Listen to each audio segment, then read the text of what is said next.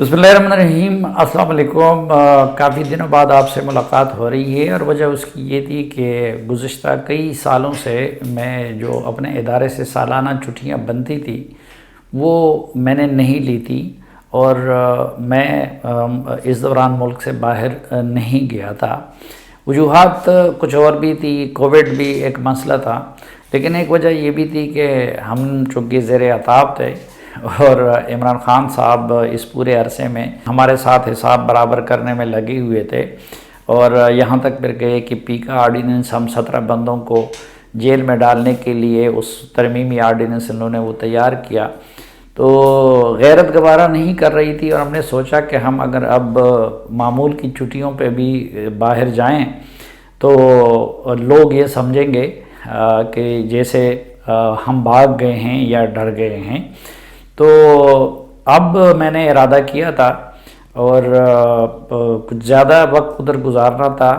اور جو اگلی کتاب ہے میری وار آن ٹیرر سے متعلق، بنیادی طور پر اس پہ کام کرنا تھا، لیکن بدقسمتی یہ ہے کہ یہاں پہ جو سیلاب کی جو صورتحال بن گئی، تو اس کی وجہ سے مجھے وقت سے پہلے آنا پڑا اور اپنی چھٹیاں مختصر کرنی پڑی۔ ظاہری بات ہے، ہم جیسے لوگ کیا کر سکتے ہیں، صرف چیخ و پکار کر سکتے ہیں، لیکن حقیقت یہ ہے کہ یہ جو سیلاب آیا ہوا ہے اور یہ جو المیہ ہے، اس کی ہماری ماضی کی تاریخ میں مثال نہیں ملتی کہ جتنی بڑے پیمانے پہ تباہی ہوئی تھی۔ ہم نے زلزلے کو بھی دیکھا تھا، اور زلزلہ بھی ایک بہت بڑی آفت تھی اور بہت لوگ اس سے متاثر ہوئے تھے۔ اسی طرح 2010 کے سیلاب تھے، اور اس سے بھی کافی لوگ متاثر ہوئے ہیں، لیکن اب کے بعد جو تباہی ہوئی، جو ہو رہی ہے اور جو ہونے جا رہی ہے، تو اس کا نہ تو یہ کہ ماضی میں مثال نہیں ملتی، بلکہ نہ جانے کہ ہم کب اس کے ازالے کے قابل ہو سکیں گے۔ ایک تو ظاہری بات ہے کہ انسانی جانیں جو قیمتی اس میں چلی گئی ہزاروں کی تعداد میں، ان کا تو ازالہ ہو ہی نہیں سکتا، لیکن ایک تو کچھ آفتیں ایسی ہوتی ہیں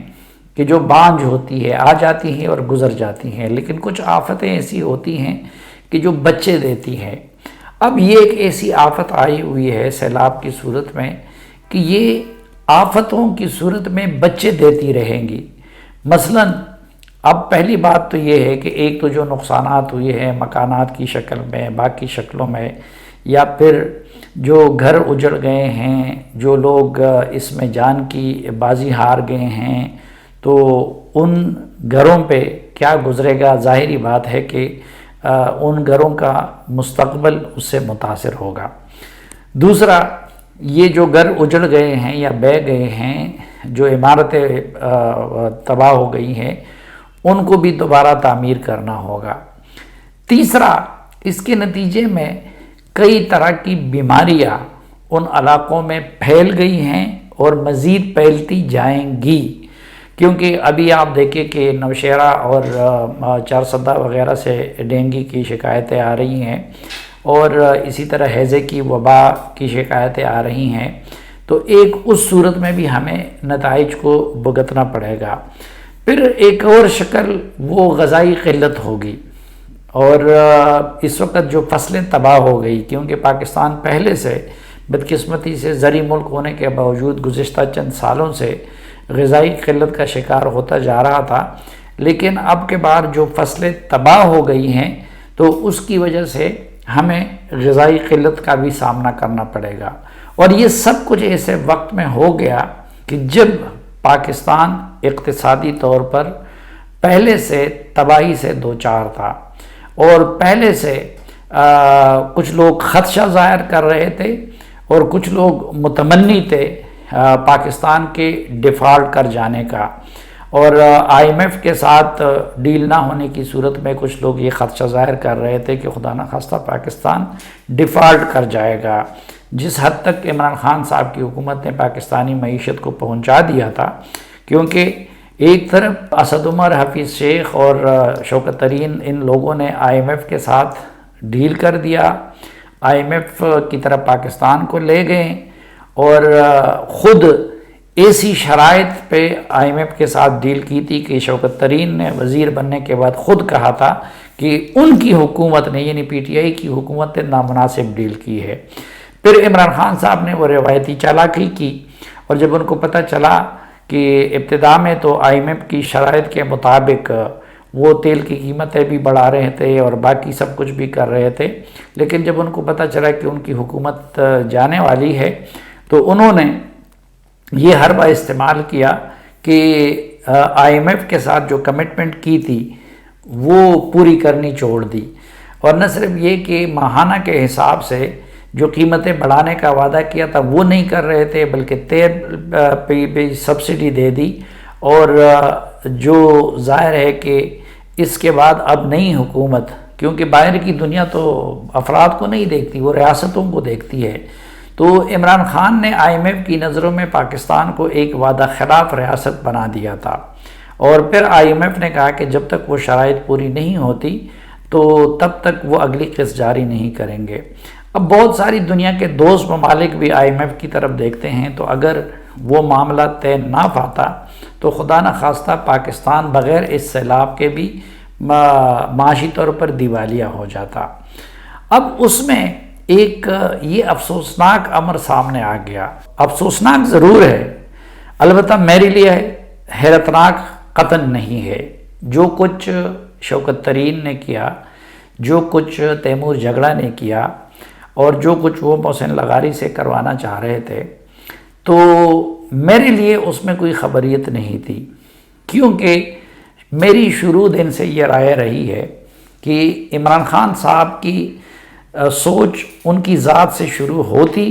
اور ان کی ذات پہ ختم ہوتی ہے۔ یہ الیکشن سے پہلے کی بات ہے، جن لوگوں نے ان کو جعلی ووٹ پڑوائے، جنہوں نے ان کے لیے آر ٹی ایس فیل کروایا، جنہوں نے ان کی پارٹی میں جبراً لوگوں کو شامل کروایا، جنہوں نے ان کو وزیر اعظم بنوایا، تو ان میں سے ایک اہم شخصیت سے بات ہو رہی تھی، تو انہوں نے مجھے کہا کہ آپ کی اتنی سخت رائے کیوں ہے؟ تو میں نے ان سے کہا کہ خان صاحب سے میری کوئی ذاتی لڑائی نہیں ہے، میرا کوئی ذاتی ان کے ساتھ تنازع نہیں ہے۔ تو انہوں نے مجھ سے پوچھا کہ آخر پھر مسئلہ کیا ہے؟ تو میں نے ان سے کہا کہ جی پہلی بات تو یہ ہے کہ یہ پاکستان کے ایسے سیاسی لیڈر ہیں، ہمارا کوئی بھی سیاسی لیڈر فرشتہ نہیں ہے، ہم سب میں خامیاں ہیں کہ ان کا دل نہیں ہے۔ یہ عمران خان صاحب جو ہے یہ صرف گریڈ ہے، لسٹ ہے، شہرت کا لسٹ ہے، باقی چیزوں کا ہے، لیکن ان کا دل نہیں ہے۔ اور دوسرا میں نے ان سے کہا کہ یہ انتہائی محسن کش واقعہ ہوئے ہیں۔ اور تیسرا میں نے ان سے کہا کہ جی سمپل سی بات یہ ہے کہ میں تو کامن سینس سے کام لیتا ہوں، اتنا زیادہ پڑھا لکھا نہیں ہوں، لیکن ایک بندے کی وفاداری، میں اگر گھر کا وفادار ہوں، دوستوں کا وفادار ہوں، تو میں اپنے محلے کا بھی ہوں گا، اور اگر اپنے محلے کا ہوں تو پھر اپنے صوبے کا بھی ہوں گا، اور اپنے صوبے کا ہوں تو ملک کا بھی ہوں گا۔ لیکن اگر میں اپنے گھر کا، دوستوں کا، عزیزوں کا اور محلے کا وفادار نہیں ہوں، اور تو ظاہری بات ہے کہ پھر میں ملک کے لیے قربانی نہیں دے سکتا۔ تو میں نے ان سے کہا کہ عمران خان صاحب کی زندگی یہ بتاتی ہے ہمیں کہ وہ اس معاملے میں وفادار نہیں رہے ہیں، نہ دوستوں کے ساتھ رہے ہیں، نہ اہل خانہ کے ساتھ رہے ہیں، تو اس لیے یہ کوئی معجزہ ہو سکتا ہے، لیکن میں یہ نہیں سمجھتا کہ وہ ملک کے لیے کوئی بڑی قربانی دے دیں گے۔ تو ابھی ہم نے دیکھ لیا کہ ایسی حرکت ہمارے یعنی باقی سیاستدان بھی اپنی اپنی جگہ ان میں خامیاں ہے کہ اب وہ یہ چاہتے ہیں کہ اگر پاکستان میں ان کا اقتدار ہو تو پھر تو ٹھیک ہے، لیکن اگر ان کا اقتدار نہ ہو تو ان کو کوئی پرواہ نہیں ہے، وہ پاکستانی ریاست اور سوسائٹی کو داؤ پہ لگانے کے لیے تیار ہے۔ اور اس کی ایک مثال یہ ہے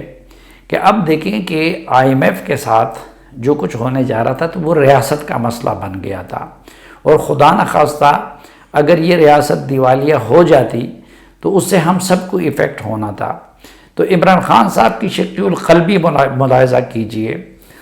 کہ اور پھر شوکت ترین جیسے بندے کو، یعنی جن کی ہم کسی زمانے میں قدر بھی کیا کرتے تھے، آج میری نظروں میں وہ ایک بدترین پاکستانی کی طور پر سامنے آئے ہیں کہ اس شخص کو اس ملک نے کیا کچھ نہیں دیا، کتنے کربوں کی دولت دی ہے، کتنی مرتبہ ان کو وزیر بنایا، اس کے باوجود وہ عمران خان صاحب کی صحبت میں اب وہ بھی اس قدر سنگ دل ہو گئے کہ وہ پاکستانی سٹیٹ کے خلاف اقدام کرنے کے لیے تیمور جگڑا کو اور محسن لغاری کو ورغلا رہے ہیں، اور وہ IMF کے ڈیل کو ناکام کرنا چاہتے ہیں۔ اور محسن لغاری صاحب ایک شریف آدمی ہیں، تو وہ ان سے پوچھتے بھی ہیں اس آڈیو میں کہ جی اگر اس سے ریاست کو تو کوئی نقصان نہیں ہوگا، تو شوکت ترین جیسا آدمی وہ وہی عمران خان کی سوچ کی عکاسی ادھر کرتا ہے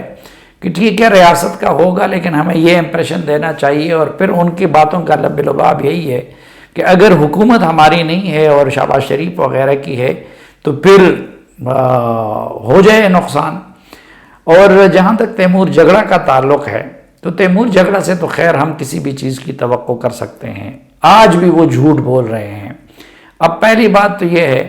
کہ یہ آج بڑے تیز بار خان بنے پڑتے ہیں۔ تیمور جگڑا صاحب مغربی اداروں کے ساتھ کام کر رہے تھے، وہاں چور دروازے سے PTI میں آئے، PTI میں آنے کے بعد وہ وزیر بنے، اور خیبر پختونخوا کی ہسپتالوں کو انہوں نے تباہ کر کے رکھ دیا۔ لیکن جب آپ ان سے پوچھیں تو وہ خلوتوں میں یہ بات کہتے ہیں کہ جی یہ سب کچھ تو نوشیروان برقی صاحب کر رہے ہیں اور میرا تو کچھ بھی اختیار نہیں ہے، اور لیکن جلوتوں میں وہ ان کا دفاع کرتے ہیں، اور جلوتوں میں وہ عمران خان اور محمود خان دونوں کی ملکی وہ خوشامد کرتے ہیں۔ اسی طرح اب جب ان کا جھوٹ آشکارا ہو گیا، پہلے وہ بھی جھوٹ بول رہے تھے کہ ہم نے ایسا کام نہیں کیا ہے، IMF کو خط نہیں لکھا ہے، لیکن جب ان کا جھوٹ پکڑا گیا تو اب وہ ٹرائبل اضلاع کا سہارا لے رہے ہیں اور اس کی آڑ لے رہے ہیں۔ حالانکہ جو ظلم تیمور جگڑا اور محمود خان اور عمران خان نے ٹرائبل اضلاع کے ساتھ کیا وہ کسی اور نے نہیں کیا، کیونکہ جب ٹرائبل ایریاز خیبر پختونخوا کا حصہ بنے تو یہ تمام اجتماعی قیادت نے فیصلہ کیا تھا، اور سرتاج عزیز کمیٹی کی رپورٹ میں بھی یہ تھا کہ 3% آف دا ڈویزیبل پول وہ دیا جائے گا ٹرائبل اضلاع کو 10 سال کے لیے۔ اب اس کے لیے NFC کا اجلاس بلانا ضروری تھا۔ ان 3.5 سال میں عمران خان صاحب نے NFC کا سرے سے اجلاس ہی نہیں بلایا۔ وہ اجلاس بلا لیتے تو پتہ چل جاتا کہ کون دینے کو تیار ہے اور کون نہیں ہے۔ اور یہ جو تیمور جگڑا اور اس طرح کے لوگ ہیں، یہ ایک دن بھی اس کے لیے عمران خان صاحب کے سامنے تو چونکہ یہ منہ نہیں کھول سکتے تو انہوں نے ان کو آمادہ وہ نہیں کر سکے۔ پھر ان کے دور میں یہ ہوا کہ جو پیسے ٹرائبل ایریاز کو ملتے رہے، کسی ایک سال بھی وہ پوری طرح یوٹیلائز نہیں ہو سکے۔ اس لیے ابھی تو اس سے پہلے مرکز میں عمران خان کی حکومت تھی، لیکن ہم نے دیکھا کہ آج بھی وہاں سیشن ججز کے آفیسز کی بری حالت ہے، وہاں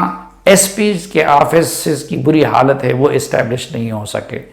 اور یہ صاحب وزیر خزانہ بھی ہیں اور وزیر صحت بھی ہیں۔ ابھی پچھلے دن انہوں نے یہ حرکت کی، قبائلی اضلاع کو کچھ دینا تو دور کی بات ہے، ان کے ہیلتھ منسٹری میں ہیلتھ سے ریلیٹڈ جو سٹاف ہے ان کی کچھ پوسٹیں آئی تھی، وہ انہوں نے ہی ٹویٹ کر دی، اور جب میں نے دیکھا تو اس میں more than 70% سوات کے تھے۔ اب اس پہ جب ہم نے چیخ و پکار کی تو ان کو واپس لینا پڑا وہ فیصلہ۔ اب جو بندہ ٹرائبل ایریاز میں وہ ان کے حصے کی آئی ہوئی نوکریاں بھی محمود خان کی خوشی کے لیے سوات لے جاتے ہیں، آج وہ یہ کہہ رہے ہیں کہ یہ سب کچھ وہ ٹرائبل اضلاع کی خاطر کر رہے ہیں، اور اس کے بارے میں بھی پھر وہ خلوتوں میں لوگوں کو یہ بتاتے رہے کہ یار میرا تو صرف نام استعمال ہوا ہے، ایکچولی یہ جو ٹرائبل اضلاع کے لوگوں کے ساتھ زیادتی ہوئی تھی اور ان کے حصے کی نوکریاں جو سوات کو چلی گئی تھی تو وہ سب کچھ محمود خان نے اور مراد سعید نے کیا تھا۔ یہ تیمور جگڑا صاحب لوگوں کو بتاتے رہے، لیکن بہرحال اب آخری سازش انہوں نے یہ کی تھی جس کا آپ لوگوں نے اس آڈیو میں سنا کہ شوکت ترین جیسے آدمی، اب میں ظاہری بات ہے کہ PTI میں شکر نہیں رہا ہوں، میں وہ زبان استعمال نہیں کر سکتا، لیکن آج میرا دل چاہتا ہے کہ میں سخت سے سخت الفاظ ان کے لیے استعمال کروں کہ اس سے بڑی ناشکری اور اس سے بڑی نمک حرامی اس ملک کے ساتھ جو کچھ نہیں ہو سکتا. کوئی عام آدمی نہیں ہے. اس ملک نے شوکت کریم کو کیا کچھ نہیں دیا ہے, کس کس حکمران کے ساتھ انہوں نے نوکری نہیں کی ہے. اور وہ تو آئے بھی کسی اور راستے سے تھے عمران خان کے پاس, لیکن آج عمران خان کی خوشامد میں وہ اس حد تک بڑھ گئے ہیں کہ وہ ریاست کے خلاف سازش کر رہے ہیں, اور وہ یہ کوشش کر رہے ہیں کہ IMF ان حالات میں پاکستان کو قسط نہ دے. لیکن بہرحال یہ مفتاح اسماعیل کی کامیابی ہے کہ ان سب سازشوں کے باوجود وہ فاتح قرار پائے, اور کل IMF نے وہ قسط پاکستان کو جاری کر دی, تو جس کی وجہ سے پاکستان ڈیفالٹ کرنے سے تو بچ گیا. لیکن میں اصل اس موضوع کی طرف آتا ہوں جو سیلاب کی تباہ کاریاں ہیں. اب ایک تو کچھ کام کرنے ہیں حکومت کے, اس طرح کے مواقع پہ ایک بڑا مسئلہ ہوتا ہے کوارڈینیشن کا. تو وفاقی حکومت کو چاہیے کہ وہ صوبوں کے ساتھ اور تمام متعلقہ اداروں کے ساتھ کوارڈینیشن کو بہتر بنا دے. اس کے لیے ایک فورم اچھا ہے کہ جو وزیر اعظم نے بنا دیا ہے, لیکن وہ آئیں یا نہ آئیں, لیکن اس میں محمود خان کو بھی دعوت دینی چاہیے, اس میں گلگت بلتستان اور آزاد کشمیر کے وزیر اعظم کو بھی دعوت دینی چاہیے. اس معاملے میں عمران خان کرے سیاست, لیکن نواز شریف یا کسی کو بھی اس سے بڑا ظلم کوئی نہیں ہو سکتا کہ کوئی سیاست کرے. تو ایک تو وہ کوارڈینیشن ہونی چاہیے. دوسرا, اور فوج اور سویلین اداروں کے درمیان بھی کوارڈینیشن بہتر ہونی چاہیے, اور صوبوں کے مابین بھی کوارڈینیشن بہتر ہونی چاہیے, اور مرکز کی. دوسرا, میں نے ایک تجویز دی تھی کہ اس ملک کو لوٹا ہے ان مافیاز نے, اور اس سے بڑا مشکل وقت کوئی نہیں آ سکتا. ایک تجویز میں نے دی تھی کہ مثلا سگریٹ کی میں نے مثال دی تھی کہ جو سگریٹ یہاں پہ ٹیکس نہ ہونے کی وجہ سے, اور ہم نے دیکھا کہ یہ جو یہاں پہ سگریٹ بنانے والے لوگ ہیں یہ دنوں میں ارب پتی کرب پتی ہو جاتے ہیں. اب مثلا ہماری جو ترقی فیملی ہے, آپ نے دیکھا کہ جو پاناما میں ہے اس وقت ایک خاندان کا ایک بندہ MNA ہے PTI کا, ایک سینیٹر ہے اور ایک صوبائی وزیر ہے. اور جو پاناما لیکس آئی تھی تو اس میں شریف فیملی اور ان کے بعد سب سے زیادہ آف شور اکاؤنٹس ان کے تھے. تو آسٹریلیا میں آپ دیکھیں, امریکہ میں دیکھیں, وہاں پہ جو سگریٹ وہ اگر $20 میں ملتا ہے, $18 میں ملتا ہے, تو پاکستان میں وہ $1 پہ مل جاتا ہے. اور یہ ورلڈ ہیلتھ آرگنائزیشن کے جو پیرامیٹرز ہے یا جو اصول ہے, یہ اس کی بھی خلاف ورزی ہے. تو ایک تجویز میری یہ ہے. اچھا, اور ہمیں پتہ ہے کہ یہ لوگ حکومتوں میں بھی گھسے ہوئے ہیں, اب ان کے کچھ لوگ مسلم لیگ نون کی حکومت میں بھی گھس گئے ہیں, اس لیے یہ ٹیکس عائد کرنے نہیں دیتے. مفتاح اسماعیل نے کچھ ہمت کی, پچھلے بجٹ میں ان پہ کچھ ٹیکس لگایا, لیکن میری تجویز یہ ہے کہ سگریٹ پہ اس دوران بھاری جو فلڈ ریلیف ٹیکس وہ لگایا جائے. اور اگر حکومت نے جو تجویز میں نے دی ہے اگر اس حساب سے لگا لیا, اور چلو امریکہ نہیں, آسٹریلیا نہیں, اگر برطانیہ کے معیار پہ بھی ہم لے آئیں اور باقی جو رقم اکٹھی ہو وہ فلڈ ریلیف کے لیے ہم کریں تو اربوں روپے اس سے جمع ہو سکتے ہیں. اسی طرح جو لگژری آئٹمز ہیں ان پہ ٹیکس لگانی چاہیے. ایک تجویز میں نے اور دی ہے کہ یہ جو منسٹر انکلیو ہے اس کو نیلام کر کے فلڈ ریلیف میں دینا چاہیے. اس کی آخر کیا ضرورت ہے اس غریب ملک میں, اس بیکاری ملک میں؟ ابھی یہی لوگ ہوتے ہیں کہ جب منسٹر نہیں ہوتے تو وہ پارلیمنٹ لاجز میں رہتے ہیں. پارلیمنٹ لاجز میں بھی زندگی کا ہر تعیش میں اثر ہے. عموماً یہ لوگ الیکشنوں میں کروڑوں روپے لگاتے ہیں, اسلام آباد میں ان کے ذاتی گھر بھی ہوتے ہیں, تو پھر اس کو چلانے کی کیا ضرورت ہے سرکار کے خرچے پہ؟ وزیر بننے کے بعد کون سی قیامت آ جائے گی کہ اگر وہ اس کے بعد بھی پارلیمنٹ لاجز میں رہیں؟ تو ایک تجویز تو میری یہ ہے کہ فوری طور پر پارلیمنٹ لاجز کو نیلام کر دینا چاہیے. اسی طرح یہ جو گورنر ہاؤسز ہے ہمارے, اب یہ حکومت کی نااہلی تو دیکھیں کہ مولانا فضل الرحمان اور ANP اور محمود خان صاحب کے جھگڑے کی وجہ سے آج تک نہ خیبر کوئٹہ میں اپنا گورنر مقرر کر سکے اور نہ خیبر پختونخوا میں. تو کم از کم اگر ان گورنر ہاؤسز کو نیلام نہیں کرتے تو امیجیٹلی ان کو سیلاب زدگان کے لیے وہ مختص کر دیا جائے تاکہ وہاں پہ کچھ ان لوگوں کو جو متاثرین ہیں ان کو سر ڈھانپنے کی جگہ مل سکے. اور ایک اس سے بہت اچھا پیغام جائے گا. اور آپ نے دیکھا ہوگا کہ دیکھیں یہ جو سوشل میڈیا کی دنیا ہے یہ کتنی جعلی ہے اور کتنا یہ پلاننگ کے تحت سب کچھ ہوتا ہے. کہ میں نے کل کے ایک ٹویٹ میں دی کہ چلو ہمت کریں، میاں نواز شریف صاحب اپنا ریونڈ کا محل وہ وقف کر دیں فلڈ ریلیف کے لیے، زرداری صاحب وہ لاہور کا جو زرداری ہاؤس ہے یا بلاول ہاؤس ہے اس کو وقف کر دے، اور عمران خان صاحب اپنا یہ جو کئی 100 کنال پہ محیط ان کا بنیگارہ کا محل ہے یہ وقف کر دیں. اب آپ اندازہ کریں کہ اس سے قوم کو کیا پیغام جائے گا. بڑے ادھر تو آ کے قوم کے ہمدرد بنتے ہیں، حالانکہ اب ایسا نہیں ہے کہ اس کے بعد بھی وہ گھر کے بغیر رہیں گے. مثلا عمران خان صاحب کا یہ گھر نہ بھی رہیں تو ایک تو یہ ہے کہ اس وقت مثلا اسی مہینے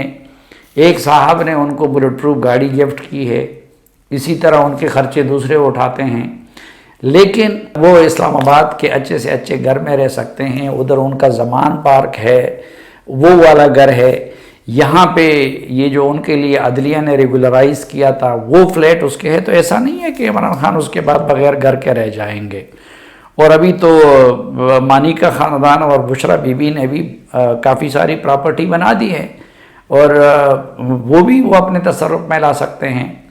پھر اگر نواز شریف صاحب ہیں تو وہ اگر ریونڈ کا محل عطیہ کر دے تو ان کے پاس ایک گھر وہ لنڈن والا اگر ہم چھوڑ بھی دے تو ماڈل ٹاؤن میں ان کے پاس گھر ہیں، وہ وہاں پہ شفٹ ہو سکتے ہیں. زرداری صاحب کا پھر ہے تو ان کا کراچی میں بھی محل ہے، ان کا پھر اندرون سندھ اپنے آبائی علاقے میں بھی محل ہے. تو اگر ایک لاہور والا یا کراچی والا وہ وقف کر دے تو کون سی قیامت آ جائے گی. لیکن میں نے دیکھا کہ اس کو زیادہ لوگوں نے ری ٹویٹ بھی نہیں کیا. کیوں؟ کیونکہ اگر وہ پی ٹی آئی کے خلاف ہوتا تو نون والے زیادہ ری ٹویٹ کرتے، وہ نون یا ان کے خلاف ہوتا تو پھر تو پی ٹی آئی والے تو اس کے ماہر ہے وہ ری ٹویٹ کرتے. لیکن چونکہ تینوں کی لیڈرشپ سے میں نے مطالبہ کیا تھا تو اس لیے انہوں نے اس کو اس طرح ری ٹویٹ نہیں کیا، کیونکہ ہر ایک کا لیڈر اس کی عزت میں آتا تھا. حالانکہ وہ جو کہتے ہیں نا کہ چیریٹی آپ دوسروں سے اپیلیں کرنے کی بجائے وہ پھر اپنے گھر سے اس کو شروع کرنا چاہیے. اور ایک آخری بات جو اس مد میں عرض کرنا چاہوں گا وہ یہ ہے کہ اس موقع پہ ایک طرف اللہ کا شکر ہے کہ پاکستان کے اندر بہت ساری ایسی تنظیمیں ہیں، ایسی شخصیات ہیں کہ جنہوں نے خدمت خلق کے لیے اپنے آپ کو وقف کر دیا ہے. دوسری طرف بہت سارے لوگ اپنی دکان چمکانے کے لیے میدان میں نکل آتے ہیں اور وہ فنڈز اکٹھا کرنا شروع کر دیتے ہیں. حالانکہ بہت کم تنظیمیں ایسی ہیں کہ جن کو ایکچولی علم ہے کہ وہاں پہ ضرورت کیا ہے اور ان کے پاس کارکن بھی ہوتے ہیں. تو بہرحال اس کار خیر میں ہر پاکستانی کو اپنا حصہ ڈالنا چاہیے. جس پہ اعتماد ہو، کسی کو وفاقی حکومت کے پہ اعتماد ہو وہ ان کے اکاؤنٹس میں ڈالے، کسی کو عمران خان صاحب اور ان کے متعین کردہ صوبائی حکومتوں کے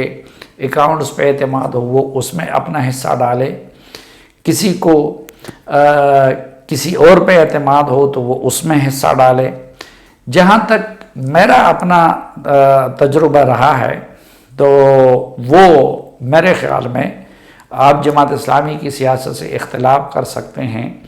ان کی سیاست میں کمی بیشی ہوگی، سیاست پہ ان کا اثر و رسوخ کم ہوگا، لیکن جتنے بھی اس طرح کے مواقع آئے ہیں اور اس فلڈ میں بھی میں نے سب سے آگے